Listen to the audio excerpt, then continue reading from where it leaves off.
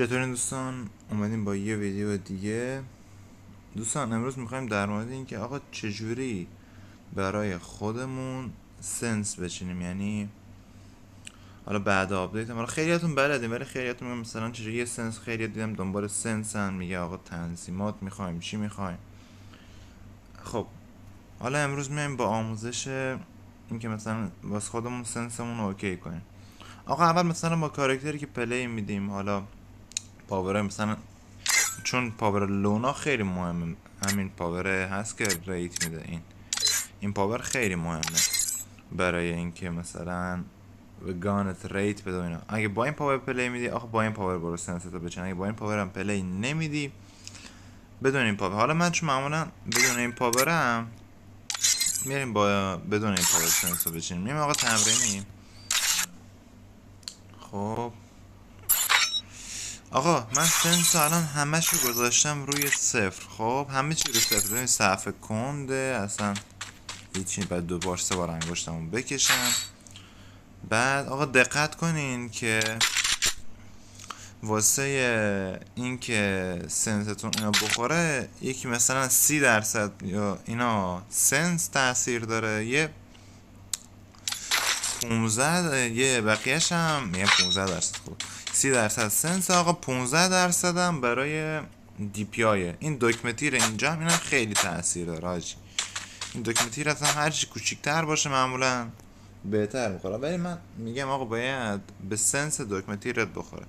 آقا الان مثلا میخوایم بریم سراغ دیگه. آقا مثلا صفحه الان خیلی کنده، ما 50 تا اضافه میکنیم. آقا 50 تا الان میاریم اینجا. خب 40 تا اشکال نداره. 50 تا میاریم. آقا صفحه خوب شد نسبتا. میخوایم ببینیم سریعتر، مثلا برای اینکه یخ بخوایم بکاریم و اینا بیشترش میکنیم. معمولا رو 100 کافیه، ولی اونایی که دیگه خیلی فست پلیرن و اینا، ببین الان عالی. ببین الان صفحه اوکی. خب مثلا 200 اگه بذاریش، ببین صفحه مثلا با یه حرکت کلی دور خودش میچرخه. بعد واسه این که مثلا چیز کنی، بخوای بدون اسکوپ بزنی، دوتای بالای دوتا سنس اولی مانه. میبینی الان این 200 ولی من میذارمش مثلا 120. آقا دومی آقا یه 100 تا اضافه میکنیم همینجوری، ببینیم میخوره یا نه.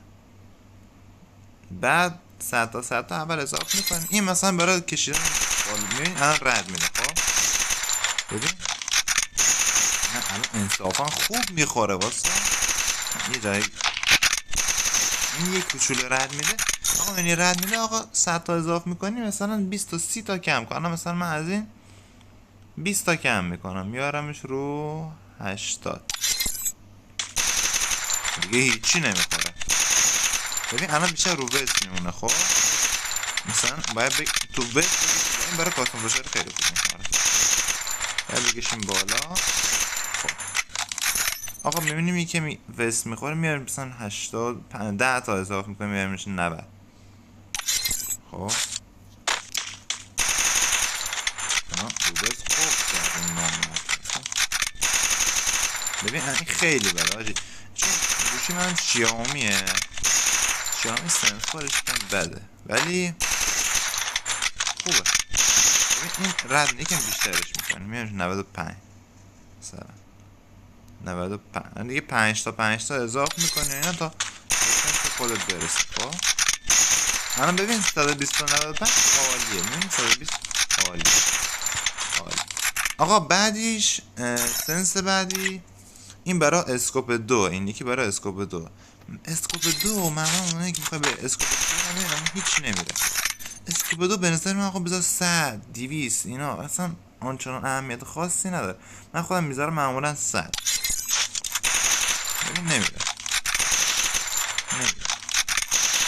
روحت نمیره. زیادش کنیم مثلا میذاریمش 140.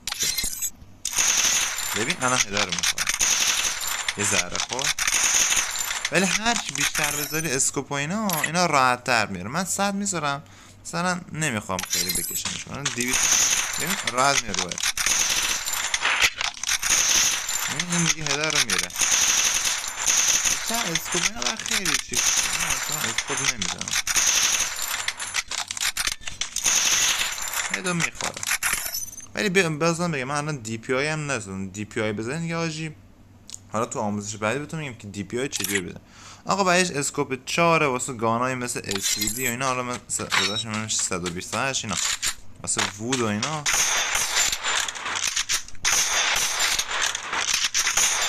همش هم وست میخوره. میبینی؟ چون من آجان اسکوپ مثلا ببین مثلا اینه که ببین سارت وود چجوریه. همه این مثلا وست بذارش آقا اینم 200 مثلا. این سری خیلی سری شد این دیگه. خیلی سری شد. بریم آقا باید اسکوپ بزنیم زیر پاش.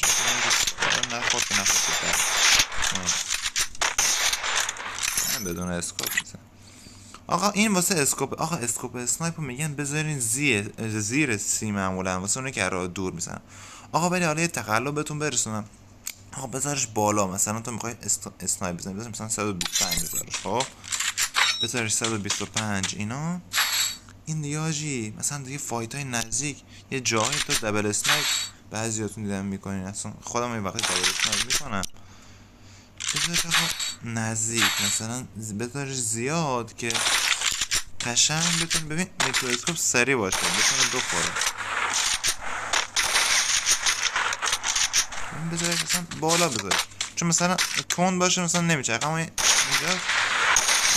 اینجوری میزنی تمام.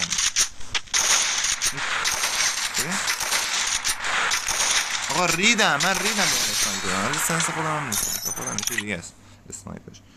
آقا این فری لاک هم برای یه چیز ببین مثلا فری لاک موقع اوکی کنی میای اینجا میای کنترل میری فری لاک یه چشم میاد. این چشم کو؟ چشم جان کجایی؟ من تو اینش این چشمه میبینی؟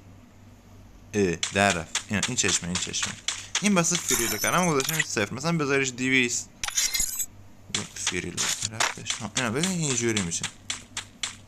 مثلا اونایی که میخوان ویدیو کنن اینجوری این چشمه رو میزنه. ببین آره این چشمه رو میزنه اینجوری میزنه. حالا به ما که نیومده این چشمه رو بزنه. مثلا من این چشمش استفاده نمیکنم. مثلا نمیشه آفر.